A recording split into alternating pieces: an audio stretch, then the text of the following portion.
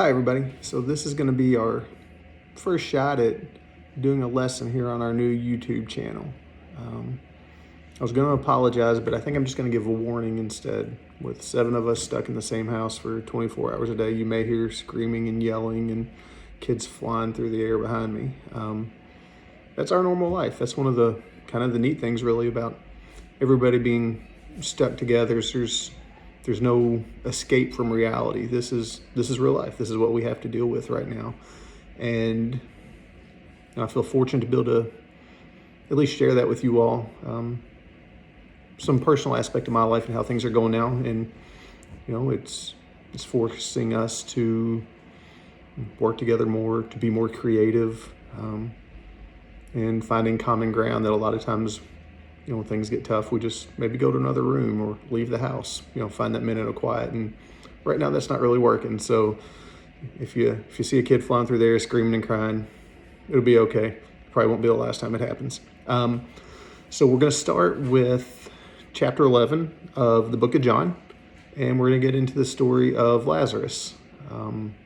It's broken down into 3 sections in the Bible, and it's got the death of Lazarus, and it has Jesus comforts the sisters, and Jesus raises Lazarus from the dead. So those are kind of the three stories surrounding his death, and we're going to just kind of cover one section at a time. So we'll start with chapter 11, verses 1 through 16. It says, "Now a man named Lazarus was sick. He was from Bethany, the village of Mary and her sister Martha. This Mary, whose brother Lazarus now lay sick, was the same one who poured perfume on the Lord and wiped his feet with her hair. So the sisters sent word to Jesus, 'Lord, the one you love is sick.' When he heard this, Jesus said, 'This sickness will not end in death. No, it is for God's glory, so that God's Son may be glorified through it.' Jesus loved Martha and her sister and Lazarus. Yet when he heard that Lazarus was sick, he stayed where he was 2 more days. Then he said to his disciples, 'Let us go back to Judea.' 'But Rabbi,' they said, 'a short while ago the Jews tried to stone you, and yet you are going back there?' Jesus answered, 'Are there not 12 hours of daylight? A man who walks by day will not stumble, for he sees by this world's light. It is when he walks by night that he stumbles, for he has no light.' After he had said this, he went on to tell them, 'Our friend Lazarus has fallen asleep, but I'm going there to wake him up.' His disciples replied, 'Lord, if he sleeps, will he get better?' Or he will get better." Jesus had been speaking of his death, but his disciples thought he meant natural sleep. So then he told them plainly, "Lazarus is dead, and for your sake I am glad I was not there, so that you may believe. But let us go to him." Then Thomas said to the rest of the disciples, "Let us also go, that we may die with him."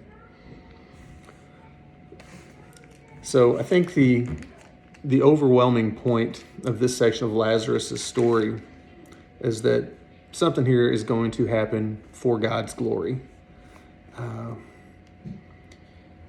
Jesus, he tells them that this sickness will not end in death. And the disciples don't really get that.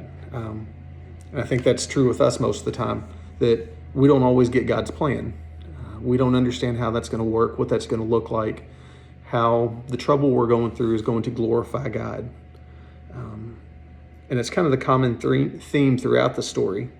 When Jesus tells them that they're going back to Judea, I can just picture the disciples going, "Lord, the last time we were there, they tried to throw rocks at you, right?" And Jesus said, "We're going anyway." Even when he tries to explain to them that he's going to wake Lazarus from his sleep, they don't understand what he's talking about, that he's going to bring him back to life. They think, "Well, Lord, if he's asleep, should we let him get his rest? It might make him feel better." And Jesus finally just has to explain it to him. I can see Jesus just banging his head going, "Disciples, Lazarus is dead, and I'm going to wake him up." And even then, they don't see the big picture, and that's our daily lives. The trouble that we've got now, and the pandemic, and how our lives have changed seem difficult. And scripturally, we know somewhere down the road this is going to be for God's glory, but it is hard to see now. And that's kind of what the disciples were going through, and Mary and Martha. They'd sent for the Lord to come save Lazarus, And he waited a couple days.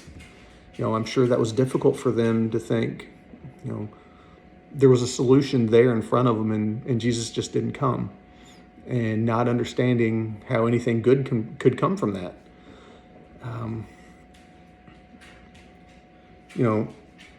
Jesus tells us, at the end of the path, we're going to see God completely glorified. And the path to get there may not be what we have in mind. I think one of my favorite parts of the scripture in this is when Jesus refers to the 12 hours of daylight, saying if we walk during the day, we won't stumble. And this is a reference back to chapter 8 in John, verse 12, when he says, I am the light of the world. So when he's talking about walking in the daylight, he's talking about walking in the light of Christ. When we're in relationship with him, when we let him guide our footsteps, and we're not walking alone or with our eyes closed or in that darkness that is life without Christ. He's not saying that path won't be difficult, that it might not, he's not saying it'll be smooth sailing and that it won't be an uphill fight.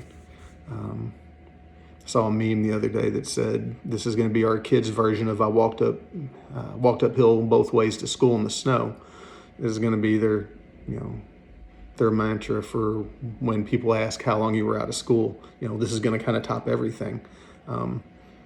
But Jesus is saying, even when it gets that difficult, if we're walking with him, Christ is going to be glorified. And we're going to be a part of that if he is our guiding light.